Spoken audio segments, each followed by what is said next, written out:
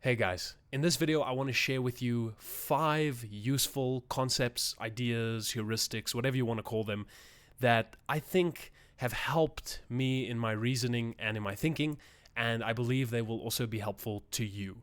So that I don't waste any of your time, I'll just name them right now at the beginning. They are skin in the game, Chesterton's fence, we pay our children the debt we owe our parents, outsourcing your memory, or the juggling analogy, and maturity is liking things. Okay, so let's explore the first one, skin in the game. Suppose you take your seat in an airplane and a few moments later a pilot walks past you on his way to fly you to your destination.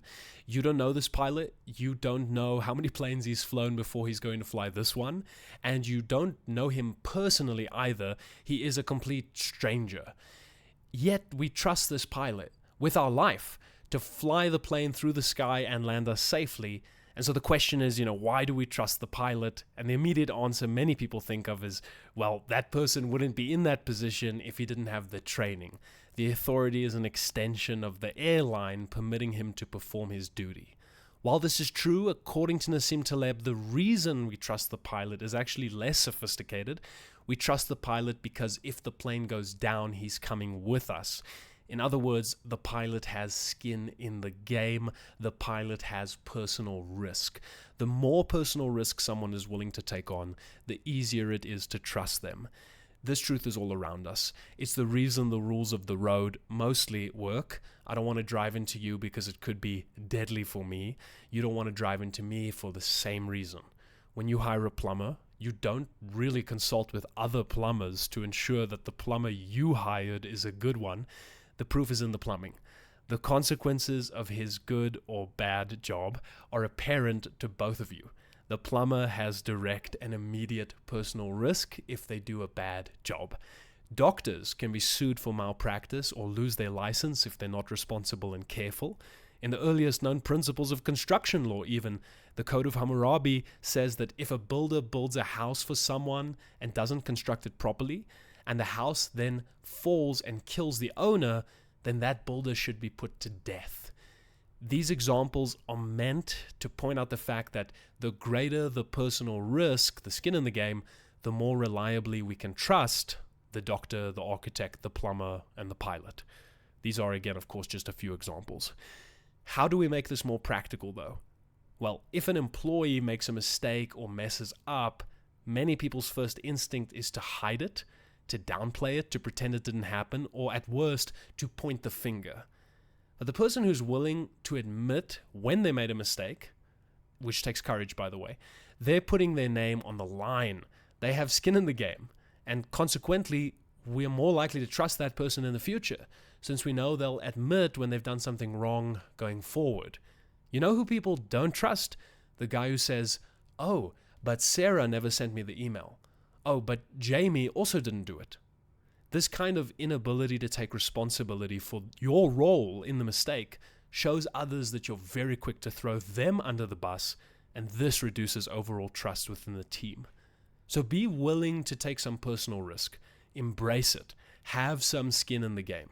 People will take you more seriously, and they're more likely to trust you since you have something on the line, your reputation. Idea number 2 is Chesterton's fence. I actually have a very long and detailed video breakdown of this idea, which I've left a link to in the comments, but I couldn't make a top 5 without talking about Chesterton's fence. Simply put, you shouldn't tear down a fence until you know why it was put up.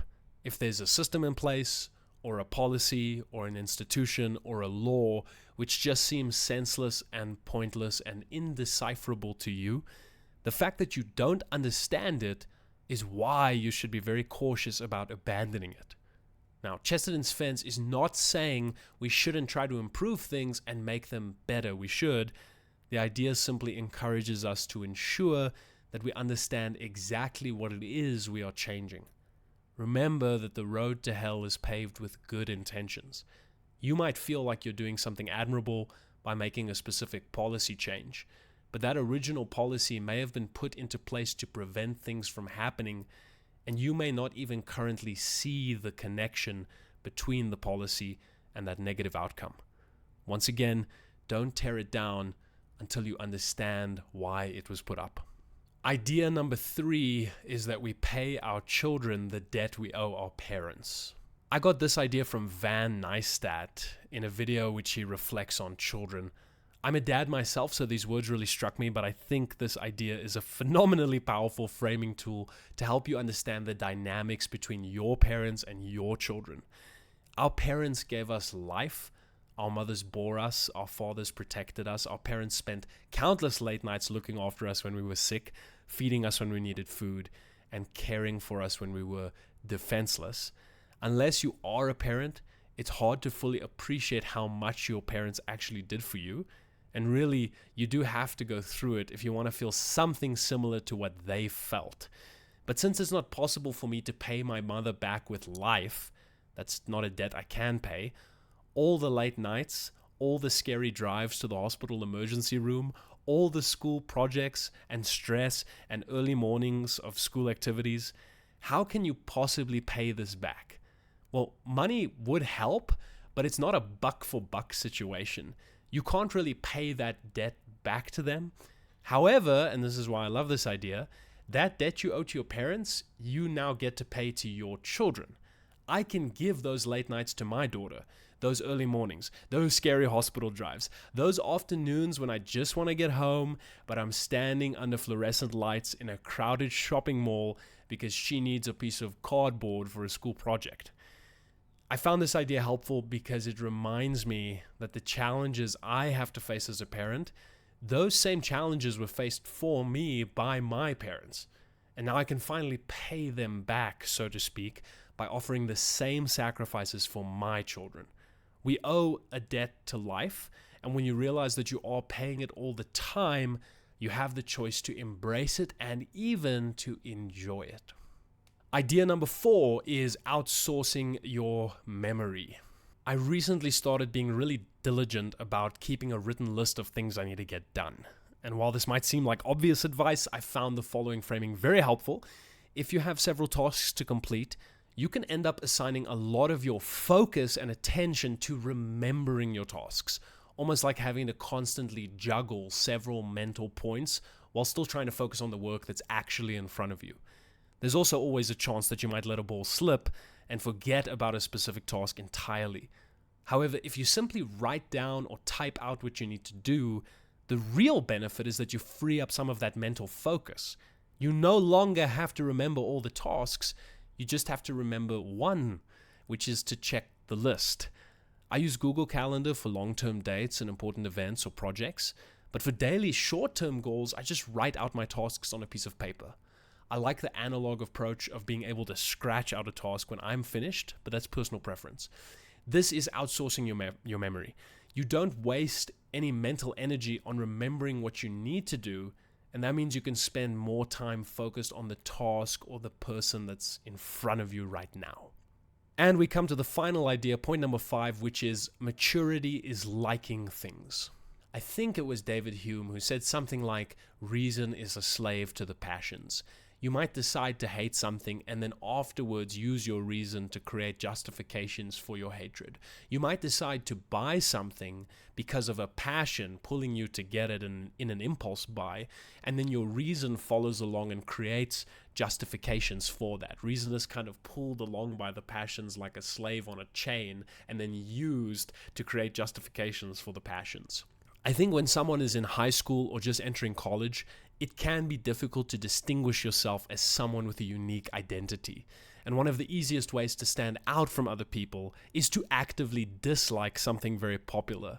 This might be a specific band or genre of music, it might be a certain franchise of movies or actors, or a specific fast food place.